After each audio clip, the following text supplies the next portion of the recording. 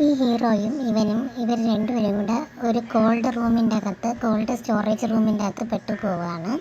ഇവരവിടെ നിന്ന് എസ്കേപ്പ് ആവാനൊക്കെ ശ്രമിക്കുന്നുണ്ട്, അതൊന്നും നടക്കുന്നില്ല. അങ്ങനെ ലാസ്റ്റ് ഇവൻ ഒരു കാര്യം ചെയ്യുന്നത്, എവിടെയെങ്കിലും പ്ലാസ്റ്റിക് ക്ലോത്ത് കിട്ടുമെന്ന് നോക്കുകയാണ്. അങ്ങനെ കുറച്ച് പ്ലാസ്റ്റിക് കവർ ജോയിൻ ചെയ്തിട്ട് അവരൊരു ടവല് പോലെ ഉണ്ടാക്കുന്നുണ്ട്. അസിസ്റ്റൻ്റ് പയ്യനാണെങ്കിൽ അവൻ്റെ ദേഹത്ത് മൂടിക്കൊടുക്കാൻ വേണ്ടി ശ്രമിക്കപ്പോഴത്തേക്കും അവൻ ദേഷ്യത്തിൽ അതിനെ പിടിച്ച് വലിച്ച് മാറ്റുന്നുണ്ട്. എന്നിട്ട് പറയാണ്, നിൻ്റെ കൂടെ ഞാൻ സഹകരിക്കില്ല എന്നൊക്കെ ഇങ്ങനെ പറയുന്നുണ്ട്. എനിക്ക് നിൻ്റെ ഹെൽപ്പൊന്നും വേണ്ട, ഇവിടെ നിന്ന് പുറത്ത് പോകാൻ, ഞാൻ തനിയെ പുറത്ത് പോയിക്കോളാം എന്നൊക്കെ പറഞ്ഞ് അവൻ്റെ അടുത്ത് ഷൗട്ട് ചെയ്യുന്നുണ്ട്. അങ്ങനെ ഇവനാണെങ്കിൽ മെഡിസിൻ എന്തെങ്കിലും ഉണ്ടോ എന്ന് ഇങ്ങനെ സെർച്ച് ചെയ്ത് നോക്കുകയാണ്. അങ്ങനെ അത് തപ്പുന്നതിൻ്റെ ഇടയിൽ അവൻ്റെ കൈക്ക് മുറിവ് പറ്റുന്നുണ്ട്. അതുപോലെ അവൻ്റെ കാലിലും ഇഞ്ചുറി ഓൾറെഡി ഉണ്ട്. അതുകൊണ്ട് തന്നെ അവൻ വളരെയധികം ടയേർഡ് ആവുന്നുണ്ട്. അങ്ങനെ അവനൊരു സൈഡിൽ പോയി ഇരിക്കുകയാണ്.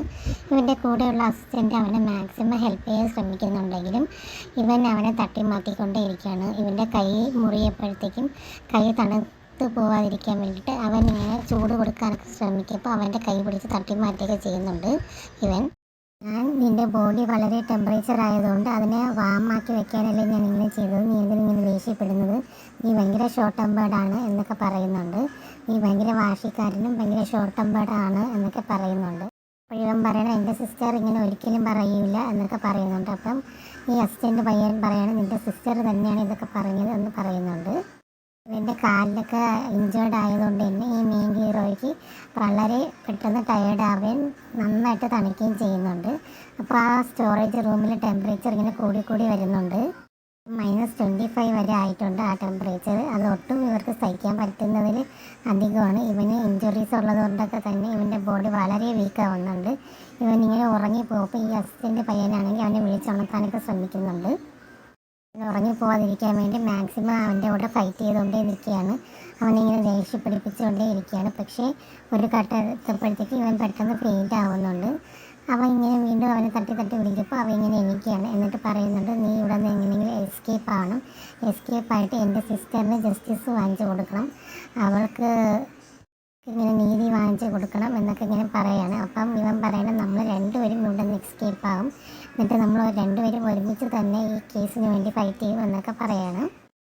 ഇപ്പോൾ ഇവൻ്റെ ബോഡി ഓവർ ടെമ്പറേച്ചറായിട്ട് ഇവൻ വയ്യാതാവുന്നുണ്ട്. അപ്പോൾ ഇവൻ്റെ കയ്യിലിരിക്കുന്ന ക്യാൻഡിയൊക്കെ അവൻ്റെ കൈ കൊടുക്കുമ്പോൾ ഇവൻ കഴിക്കാതെ അവൻ്റെ സിസ്റ്ററിന് ജസ്റ്റിസ് വാങ്ങിച്ച് കൊടുക്കണം എന്ന് തന്നെ ഇവൻ പറയുന്നുണ്ട്.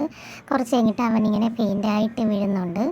ഇവൻ പെട്ടെന്ന് പാനിക്കായിട്ട് അവൻ ഒരുപാട് നേരം ഇങ്ങനെ ഷൗട്ട് ചെയ്തിട്ട് വിളിക്കുകയാണ്, നീ എണീച്ച് എൻ്റെ കൂടെ അടിയുണ്ടാക്ക്, എൻ്റെ കൂടെ ഫൈറ്റ് ചെയ്യ് എന്നൊക്കെ പറഞ്ഞ് അവനെ എണീപ്പിക്കാൻ വേണ്ടി ശ്രമിക്കുന്നുണ്ട്. ഇവനൊട്ടും എണീക്കുന്നില്ലാത്തതുകൊണ്ട് അവൻ വളരെയധികം ഷിവറാവുന്നുണ്ടെങ്കിലും അവൻ്റെ കോട്ടും ആ പ്ലാസ്റ്റിക് ടവലും ഒക്കെ അവനെടുത്ത് ഇവൻ്റെ ദേഹത്തോട്ട് വെച്ച് കൊടുക്കുകയാണ്, കവർ ചെയ്ത് കൊടുക്കുകയാണ്. എന്നിട്ട് അവനെ പ്രൊട്ടക്റ്റ് ചെയ്യാൻ ശ്രമിക്കുകയാണ്.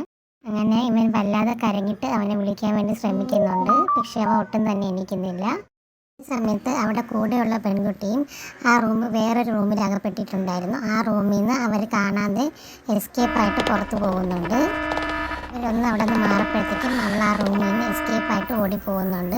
അപ്പോഴത്തേക്കും ഈ റൂമിലുള്ള ടെമ്പറേച്ചർ -50 ഡിഗ്രിയിലോട്ട് പോയിക്കൊണ്ടിരിക്കുകയായിരുന്നു.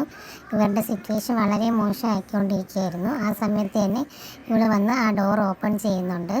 ഇവർ ഹോസ്പിറ്റലിൽ അഡ്മിറ്റായിട്ട് ട്രീറ്റ്മെൻറ്റൊക്കെ കഴിഞ്ഞ് ഇവർ ഓക്കെ ആവുന്നുണ്ട്. Thank you.